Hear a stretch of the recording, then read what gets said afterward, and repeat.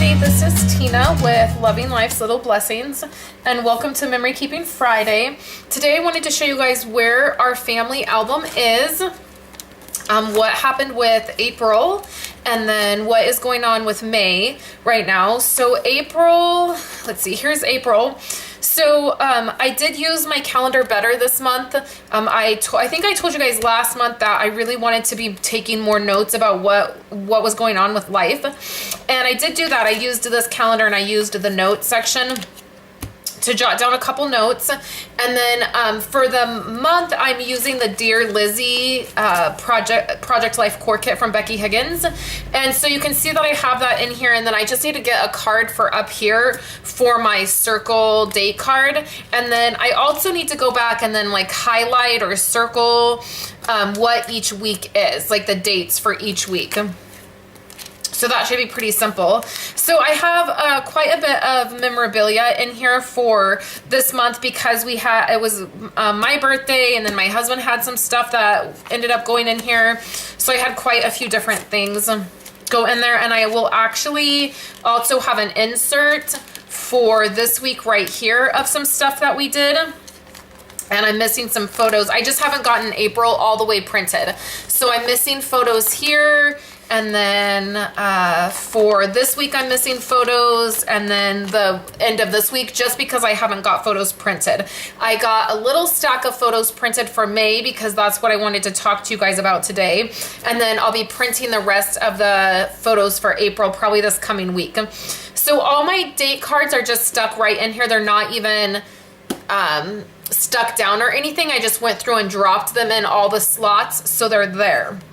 So then this starts May. So this is the last part of May. Now I told you guys, I've said to you guys before that I'm trying to do this more in the monthly realm, which just means I print all my photos for the month and then I just drop them into all the places, and I don't really worry about like if this is the first, the second, or this is Sunday, or this is Monday, or I've been trying not to worry about that. I thought it would make it easier for me if I did my album on a monthly basis instead of a weekly basis. But the truth is that my mind just thinks about Project Life and our album in a weekly form. So this typically, I've done this the last few years. This is Sunday, Monday, Tuesday, Wednesday, Thursday, Friday, and Saturday. Okay, so that's really how I typically look at my album. And I thought that was very stressful for me, but the thing that I think was more stressful was trying to do a new week card every single week, like trying to make it different and make it cute and come up with a new design. So this year, because I've just used these circle date cards, and I will link to where you can find these in my coordinating blog post, which is just click right up here. It takes you to the coordinating blog post. So I found these and I cut these out with some framelits, and I am planning on you can see at the beginning of my album, I've just put them down on the cards. So I have them done for January and February, and they're actually in the album. So I actually have found that has made it a lot easier, not having to worry about the design of that title card, and then I can just highlight the week of what it is. And then that's really how I take photos. So I basically take one or more photos every single day. And the days that like I don't take a photo, most of the time the very next day or within the next few days, I've taken 2 or 3 photos. So I always have enough photos for a weekly spread. And just based on what we've done, I can pretty much for the most part tell when I've taken the photos.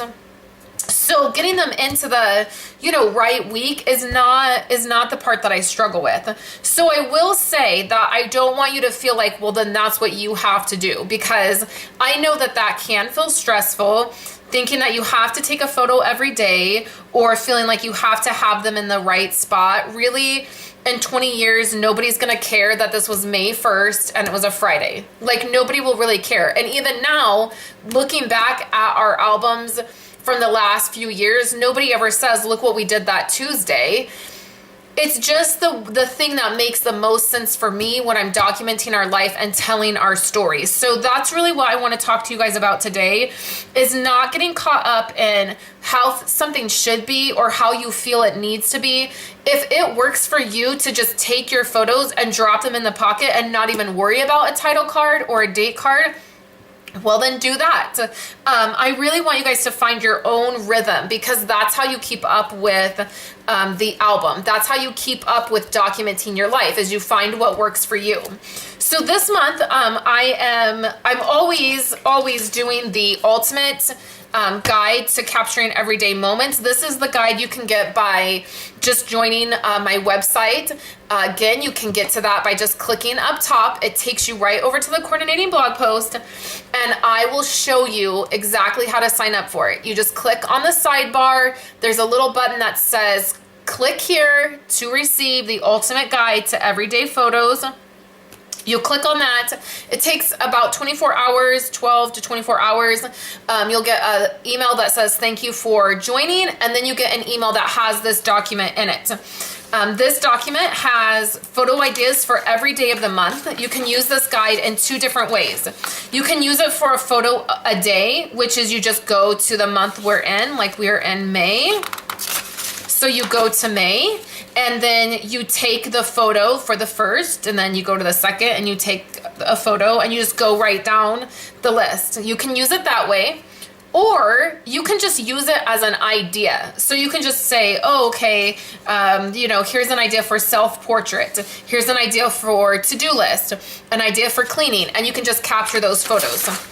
I've put together this list in a very specific way to help you. So each month, I've thought about each month and the photos that you would want to take that would help document your life. And then in every month, there are 7 photos that are the same. Self-portrait, your view, which means your view, like right now, I'm looking at my blue craft wall and my album as I'm filming. So that's my view. Friendship, challenge, reflection, family, and create. And I feel like if you just took those 7 photos and every month you captured them, they would be different every single month, and they would tell your story really well with just those 7 photos. So those 7 photos are sprinkled throughout this guide, and you'll never find, like at the end of the month, it'll never say like family and then the first of the month family. I have spaced them out appropriately so that you never feel like you're taking the same photo within the same like week or the same few days. Okay, so that is the first thing that's in this guide. And then in the back part is a project life tips, tricks, and ideas.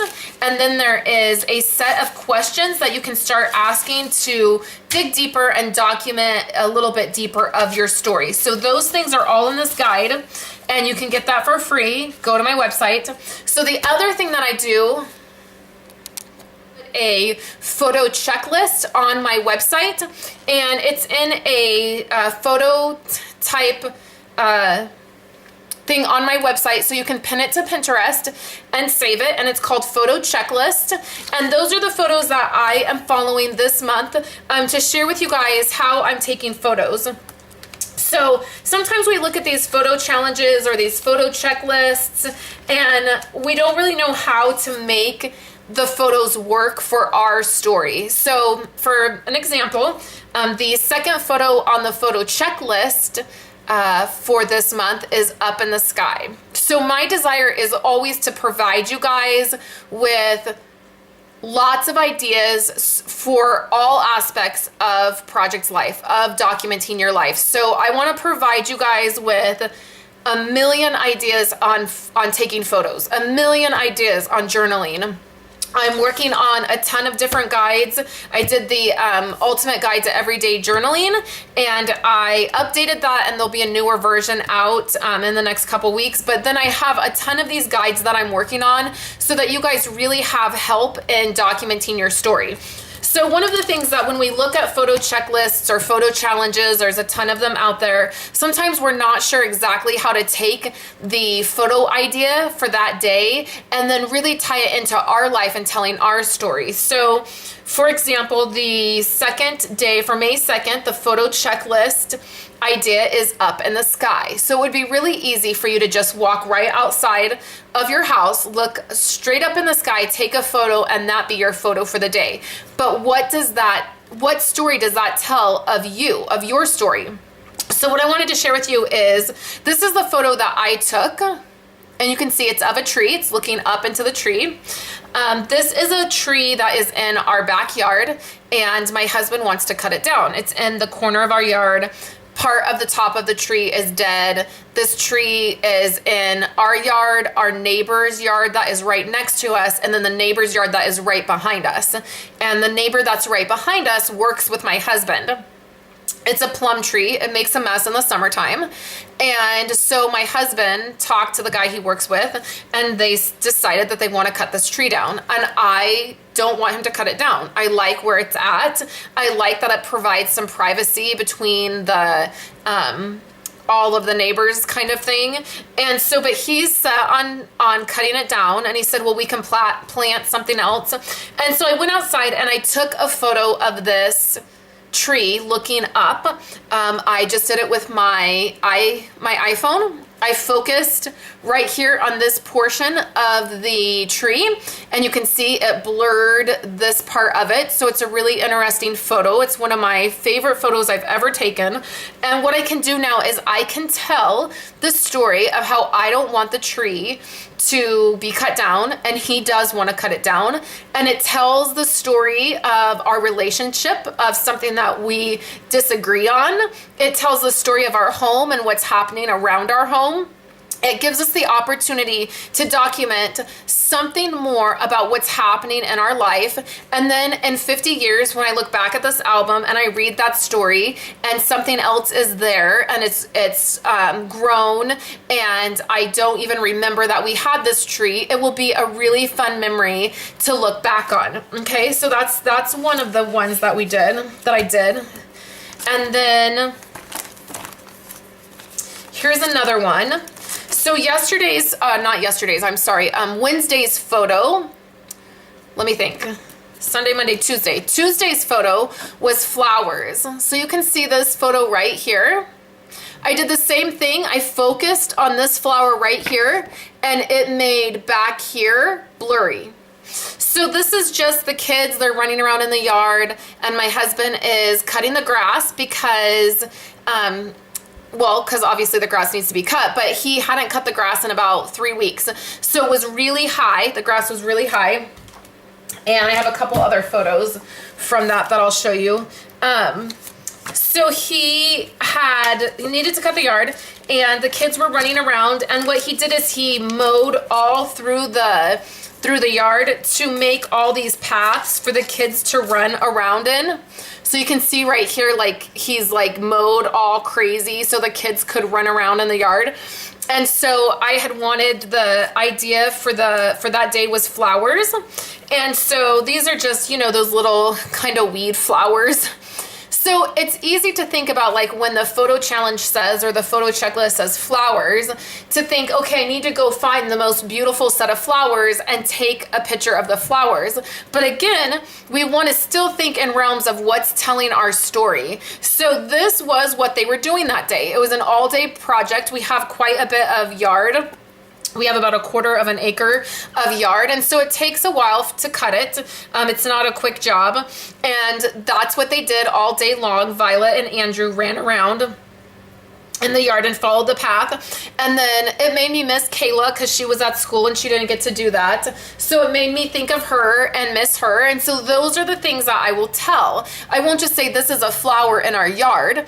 I will tell the story of them running around and Esau cutting the yard like that. He's never done that before. It was really funny. And he's kind of particular about the way he mows and stuff. So I could tell, like, maybe it bothered him to, like, just go all crazy with the mower and make all these paths. But then it was like this really fun thing that they did all morning, and it kept them busy and it kept them outside, and the weather was beautiful. So right there's so many more things that I can say about this photo than just it's a flower. So I really encourage you guys, when you're looking at these photo challenges, when you're using your ultimate guide to get these photos to really think about how you can tell your story. Like, how is that photo gonna allow you to document more of your life? So I hope that helps you guys. Leave me a comment down below and let me know if that helped.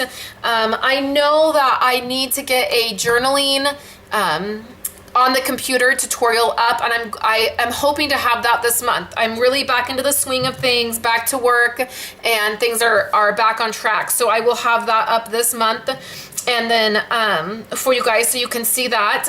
And then also I am going to be needing to get into a new album. I typically do one album May through June, and then July through December, and so I'll be needing to change over albums soon, so we'll be doing that. So thank you guys so much for hanging out with me today and taking a look at what I'm doing for our album, and it'll be wonderful to see what you guys are doing, hear what you guys are doing, so we can dive in and document our lives together. So thank you guys so much, and I will talk to you later next week. It'll take creation, imagination, try to draw outside the line.